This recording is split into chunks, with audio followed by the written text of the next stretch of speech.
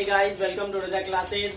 आज हम लोग मानू एमए 2017 एंट्रेंस टेस्ट के सेक्शन बी के पार्ट 10 जो कि ईवीएस पे क्वेश्चन आता है 91 to 100 उस पे बात करेंगे। सबसे पहले हम लोग डिस्कस कर लेते हैं 91 नंबर क्वेश्चन पे।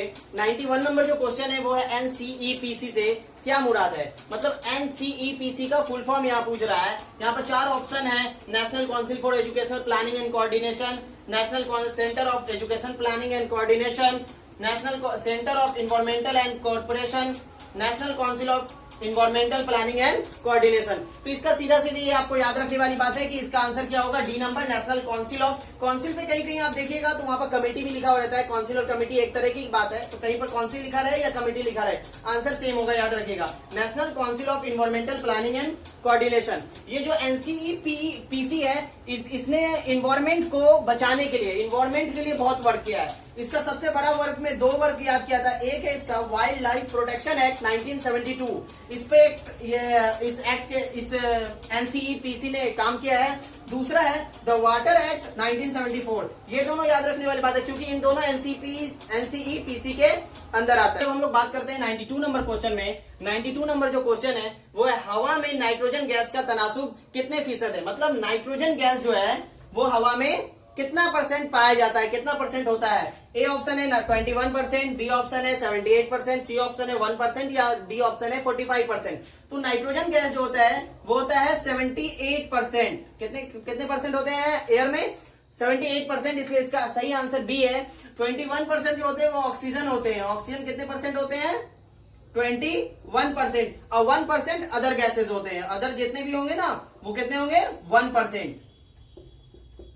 आइए अब हम 93 नंबर क्वेश्चन पे बात करते हैं। 93 नंबर जो क्वेश्चन है वो है अंग्रेजी लफ्ज इकोलॉजी में शामिल यूनानी लफ्ज ओइकस का मतलब क्या है। तो इकोलॉजी जो वर्ड है इसका ऑप्शन है रिहाइश, मुताला, माहौल और आबोहवा। देखिए इकोलॉजी जो वर्ड है वो यूनान से लिया गया, यूनानी ग्रीक लैंग्वेज से लिया गया है। एक है उसका है ओइकस और एक है लोगस, दो वर्ड से मिलकर बना है, एक ओइकस और एक लोगस।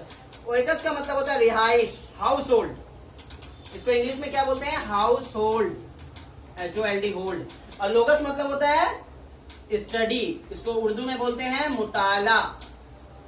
ठीक है, याद रखिए इकोलॉजी दो वर्ड से मिलकर बना है, एक ओइकस और दूसरा लोगस। ओइकस का मतलब होता है हाउस होल्ड, रिहाइश और स्टडी, और लोगस का मतलब होता है स्टडी और मुताला। इसका मतलब देखिए यहाँ पर ओइकस का मतलब पूछ रहा है, इसलिए इसका आपका आंसर क्या होगा, रिहाइश। लेकिन अगर आपका सवाल ये रहता कि इसमें इकोलॉजी वर्ड में लोगस का क्या मतलब है, तब उसका आंसर बी होता मुताला। लेकिन सवाल यहाँ था कि ओइकस का क्या मतलब है, इसलिए इसका आंसर होगा रिहाइश।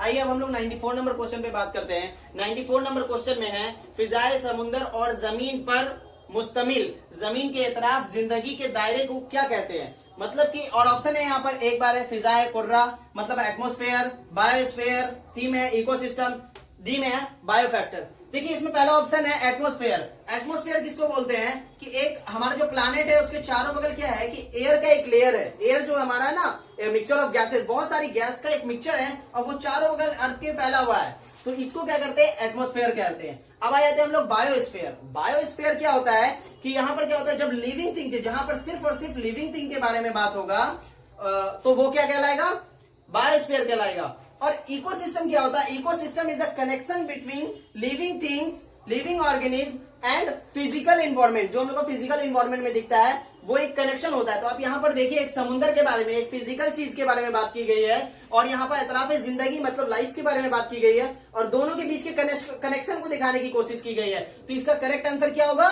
इकोसिस्टम, माहौलियाती निजाम। अब हम लोग 95 नंबर क्वेश्चन पे बात करते हैं। 95 नंबर क्वेश्चन है समुद्र का शुमार किस किस्म के वसाइल में, रिसोर्स में किया जाता है। पहला है रियासती वसाइल, स्टेट, उसके बाद है कौमी वसाइल, उसके बाद है इंटरनेशनल वसाइल मतलब बैनुल अक़वामी वसाइल। तो याद रखिए कि समुद्र के बारे में जब भी बात करेंगे तो वो कभी भी एक स्टेट का नहीं हो सकता है कि हम बोल दे कि आंध्र प्रदेश से समुद्र कोई रिलेट है तो वो आंध्र प्रदेश का हो गया वो पूरा समुद्र, ऐसा नहीं होगा। या मान लेते हैं कि कोई इंडियन ओशियन है, वो इंडिया से कनेक्ट है तो वो पूरे इंडिया का हो गया कि वो इंडियन ओशियन इंडिया का है, ऐसा नहीं हो सकता। वो एक समुद्र, एक देश कई देशों से जाकर रिलेट रहता है। जैसे इंडियन ओशियन वो जाकर श्रीलंका से भी रिलेट है, वो भारत से भी रिलेट है, तो वो दोनों का एक लिमिट तक हक रहता है, दायरा बना दिया जाता है कि यहाँ तक भारत का हक है, यहाँ तक श्रीलंका का हक है, और बीच में जो सिस्टम रहता है वो इंटरनेशनल रहता है। इसलिए इसका आंसर क्या होगा, बैनुल अक़वामी वसाइल। मतलब समुद्र क्या है, एक इंटरनेशनल सिस्टम के लिए इंटरनेशनल वसाइल है जो कि पूरी दुनिया में हर देश इसका इस्तेमाल अपने अपने हिसाब से एक दायरे के रहकर कर सकते हैं।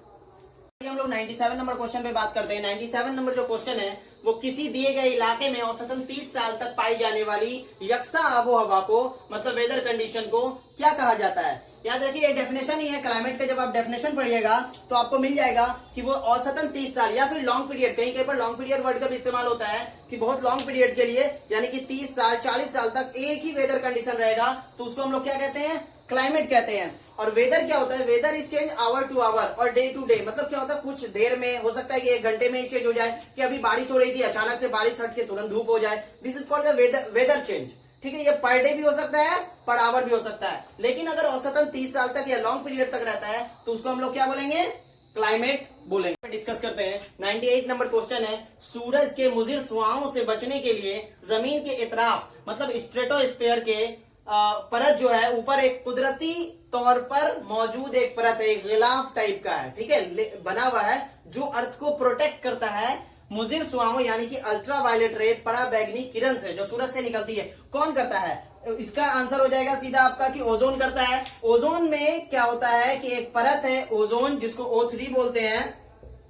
O3 इसको कहा जाता है, साइंटिफिक नेम इसका O3 होता है, ओजोन परत। और ओजोन परत ही क्या करता है कि अल्ट्रा वायलेट रे से हमको बचाता है। इसीलिए क्या क्या देखिए, आप जब भी सूर्य ग्रहण का देखिएगा तो सूर्य ग्रहण के बाद डायरेक्ट आइज से देखने को सन को इसलिए मना किया जाता है, जैसे ही सूरज चांद से गिर के बाहर निकलता है उसका जो रे रहता है वो बहुत फास्ट रहता है, पावरफुल रहता है। उस वक्त ये ओजोन लेयर क्या करता है कि ज्यादा उसको रोक नहीं पाता है, इसीलिए डायरेक्ट आई से देखने के लिए मना किया जाता है कि अल्ट्रा वायलेट रे आप तक पहुंच सकता है। इसका दूसरा एग्जाम्पल आप ले सकते हैं कि हम लोग कुछ दिन पहले सुन रहे थे, अक्सर सुना करते हैं, न्यूज में आ रहा था कि ओजोन लेयर में एक होल हो गया है, और होल के कारण क्या होता है कि सबसे बड़ा जो बीमारी इंक्रीज किया लेवल, वो एक चीज का किया है, वो स्किन कैंसर।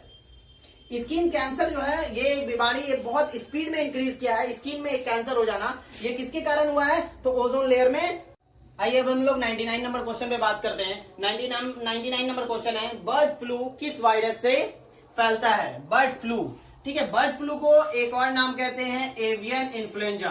क्या बोला जाता है, एवियन इन्फ्लुएंजा के नाम से बर्ड फ्लू को जाना जाता है। और इसका जो ये कोड है वो है AH5N1। याद रखिएगा कि बर्ड फ्लू 2 तरह का होता है, 2 टाइप्स का। कितने तरह का, 2 टाइप्स का, लेकिन कॉमन जो इसमें है वो है AH5N1। और इसका एक एक्स्ट्रा टाइप भी होता है, वो है AH7N9। अगर आपके ऑप्शन में AH5N1 नहीं होगा तो आपको आंसर किसकी तरफ जाना है, AH7N9 की तरफ। ये इसका दूसरा टाइप होता है, लेकिन कॉमन में AH5N1 है। इसलिए इसका आंसर क्या हो जाएगा, ए नंबर इसका आंसर हो जाएगा। इसके अलावा एक और क्वेश्चन आता है स्वाइन फ्लू के बारे में। स्वाइन फ्लू जो होता है इसका एक और नाम है पिग इन्फ्लुएंजा। क्या बोलते हैं इसका एक और नाम, पिग इन्फ्लुएंजा। इसको बोलते हैं, बर्ड फ्लू को बोलते हैं एवियन इन्फ्लुएंजा, और स्वाइन फ्लू को बोलते हैं पिग इन्फ्लुएंजा। और इसका कोड क्या है, H1N1। स्वाइन फ्लू का कोड है H1N1। कर लेते हैं कि बैनुल अक़वामी सतह पर, मतलब इंटरनेशनल लेवल पर, अक़वाम मुत्तहिदा मतलब यूएनओ ने ख्वातीन का दहा कब मनाया था। दहा मतलब होता है डिकेड। क्या होता है, डिकेड मतलब 10 इयर्स का एक पीरियड को डिकेड कहते हैं। कि बैनुल अक़वामी इंटरनेशनल लेवल पे यूएनओ ने कब ख्वातीन का मतलब वुमेन्स का डिकेड मनाया था। पहला ऑप्शन है 1995 से लेकर 2005 तक, दूसरा ऑप्शन है 2005 से लेकर 2050 तक, तीसरा ऑप्शन है 1975 से लेकर 1985 तक, और डी नंबर ऑप्शन है 1985 से लेकर 1995 तक। तो इसका करेक्ट आंसर जो है वो है 1975 से लेकर 1985 तक। इसका याद रखिएगा कि यूएनओ ने जो ख्वातीन का डिकेड दहा मनाया था वो 15 दिसंबर 1975 को एक्सेप्ट किया गया था यूएनओ की तरफ से कि हाँ हम इस डिकेड को मनाएंगे। इसमें 3 चीज पे बात की गई थी बहुत इंपॉर्टेंट। एक बात किया गया था इक्विटी, मतलब गर्ल्स को क्या होता था कि इक्वालिटी मिल रही थी कि हर जगह बराबर, लेकिन उनको क्या होता था कि प्लेटफॉर्म वैसा नहीं मिल पाता था। तो उनके लिए एक अलग सा प्लेटफॉर्म बनाना, मतलब रिजर्वेशन देना, या फिर उनके लिए एक प्लेटफॉर्म बनाना कि ये सिर्फ उनको ही दिया जाएगा, इस पर बात की गई थी। दूसरा जेंडर वायलेंस, मतलब उनको एक अलग सा हक, वायलेंस जो होता था उनके खिलाफ कि गर्ल्स बॉयज में डिफरेंस पैदा किया जाता था, उसके लिए बात की गई थी और उनके हक की बात को रखा गया था। तीसरा रखा गया था लैंड होल्डिंग, मतलब पहले हुआ करता था कि सिर्फ लड़कों का हक हुआ करता था, मर्द का हक हुआ करता था, जेंट्स का हक हुआ करता था, लेकिन इसके बाद से उन्होंने बात की कि लैंड पर गर्ल्स का भी, लेडीज का भी हक होना चाहिए जितना हक उसके बॉयज का होगा। और इसी पे वो पूरा डिकेड मनाया गया था और उसी पे काम यूएनओ ने